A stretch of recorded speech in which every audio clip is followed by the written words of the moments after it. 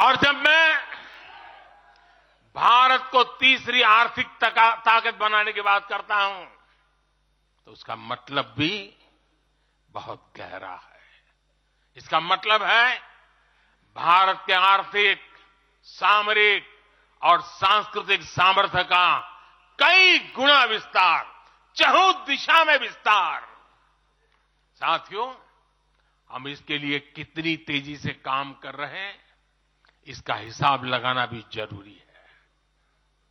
भारत को, यह आंकड़ा याद रखिए, भारत को $1 ट्रिलियन की अर्थव्यवस्था बनने में लगभग 60 साल लगे थे। 60 साल। 2014 में जब देश ने हमें अवसर दिया तो 2 ट्रिलियन मार्क भी बहुत बड़ा लग रहा था, लेकिन 10 वर्षों में हमने अपनी अर्थव्यवस्था में $2 ट्रिलियन और जोड़ दिया। एक के लिए 60 साल, 10 साल में 2 और जोड़ दिया। जब भारत दुनिया की 11वें नंबर की अर्थव्यवस्था था और 11 से 10 पर आने में दम उखड़ गया उनका, हम 11 से 5 पर ले आए। अर्थव्यवस्था जब 11 नंबर पर थी तब इंफ्रास्ट्रक्चर का बजट सिर्फ 2 लाख करोड़ रुपए भी नहीं बन पाता था। आज भारत 5वें नंबर की अर्थव्यवस्था है तो भारत का इंफ्रा बजट 11 लाख करोड़ को पार कर चुका है। इसी वजह से आज गरीबों को 1 करोड़ों घर बन रहे हैं। आज गरीबों के घर तक पानी पहुंच रहा है।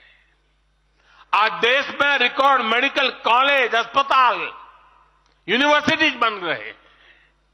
गांव तक की सड़कें बन रही हैं। जब भारत दुनिया की टॉप 3 अर्थव्यवस्थाओं में आएगा तो आप कल्पना कर सकते हैं कि विकास कार्यों के लिए हमारे पास कितनी ज्यादा पूंजी होगी। इसलिए भारत के टॉप 3 इकोनॉमी में आने का मतलब है भारत के हर परिवार का जीवन स्तर सुधरेगा।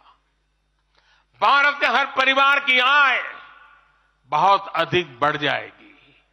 भारत का पब्लिक ट्रांसपोर्ट और आधुनिक बनेगा।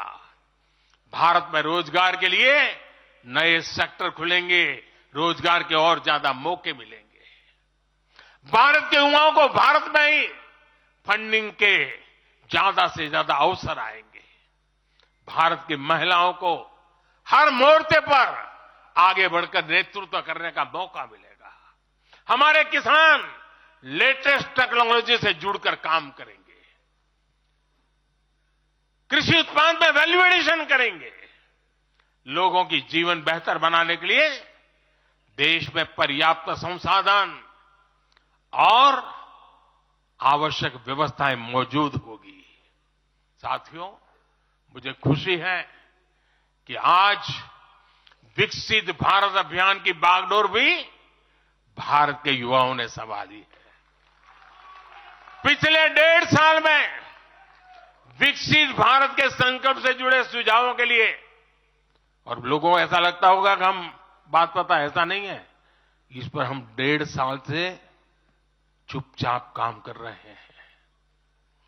सरकार की मशीनरी को लगाया है और आपको जानकर के खुशी होगी, अब तक 15 लाख लोगों से ज्यादा लोगों ने विकसित भारत कैसा हो, रोडमैप कैसा हो, इनिशिएटिव कैसे हो, नीतियां कैसी हो, इसमें विचार विमर्श हुआ है।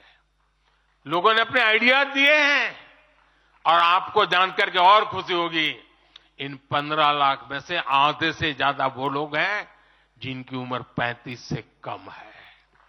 पूरी युवा सोच के साथ हम आगे बढ़ रहे हैं। इन लाखों युवाओं ने विकसित भारत का रोड मैप सुझाया है।